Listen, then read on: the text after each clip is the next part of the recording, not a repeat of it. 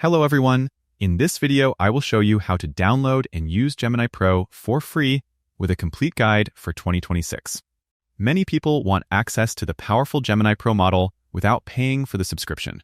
So I'll explain all the real ways to use it for free or with maximum free access. First, open the Gemini app or visit gemini.google.com. Sign in with your Google account. Google sometimes offers a free trial of Gemini Advanced for new users. If the trial is available, you will see a pop-up or banner offering 1 or 2 months free. Accept it and you can use Gemini Pro features during the trial period.